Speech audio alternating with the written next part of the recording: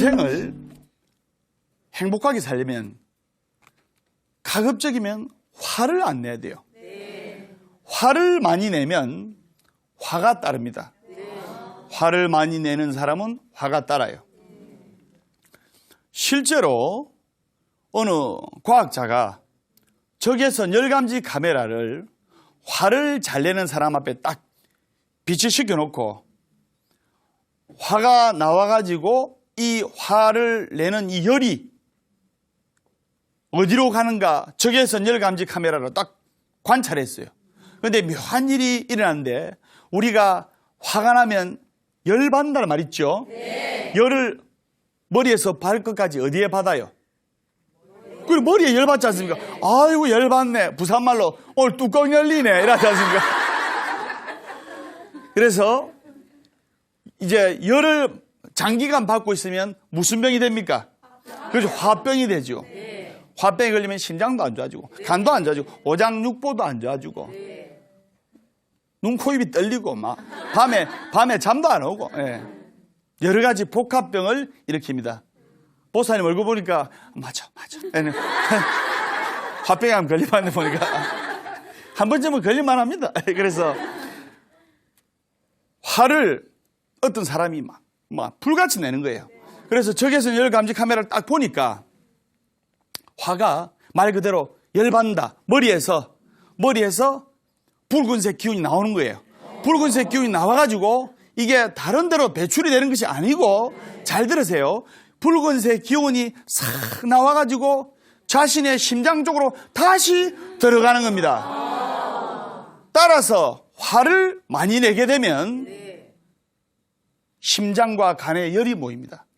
그래서 특히 심장, 특히 간, 오장육부가 안 좋아지게 됐습니다. 행복한 인생을 살려면 화를 자제를 해야 됩니다. 무슨 말인지 아시겠습니까? 그러면 여러분들은 대부분 불자들인데 화를 그러면 어떻게 삭히고 화를 어떻게 푸느냐? 어떤 불자님이 법담 스님은 화를 어떻게 푸세요? 이러는데 스님은 당연히 기도로서 풉니다. 화가 났을 때는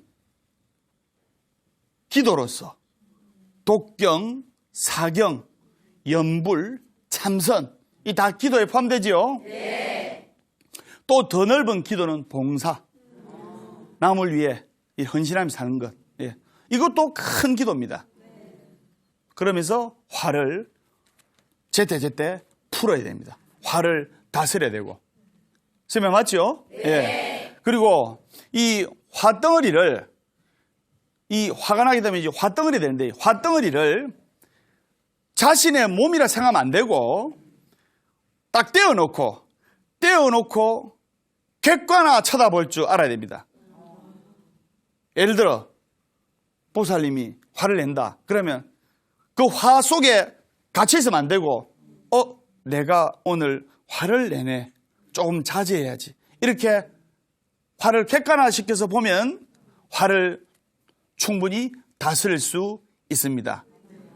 기도와 참선과 독경과 또는 봉사와 사경으로서 기도를 화를 다스려 했죠.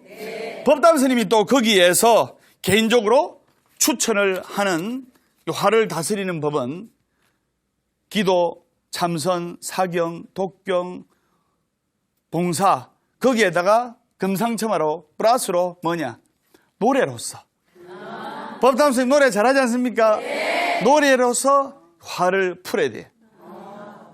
스님 노래로서 화를 어떻게 풉니까? 그런데 예를 들면 보살님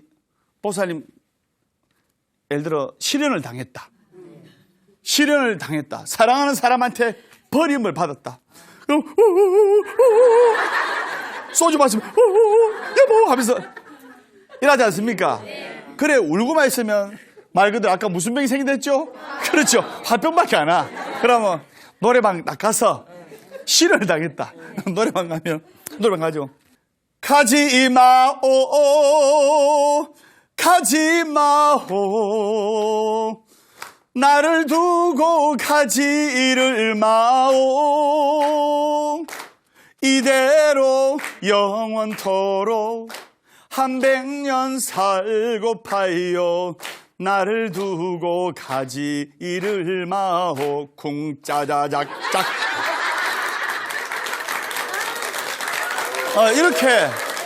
이렇게 막 신나게 한판 뱉어내고 쏟아내고 하면 어느새 그 마음이, 화병이 또 화가 다스려진다 이 말입니다. 무슨 말인지 아시겠죠? 네.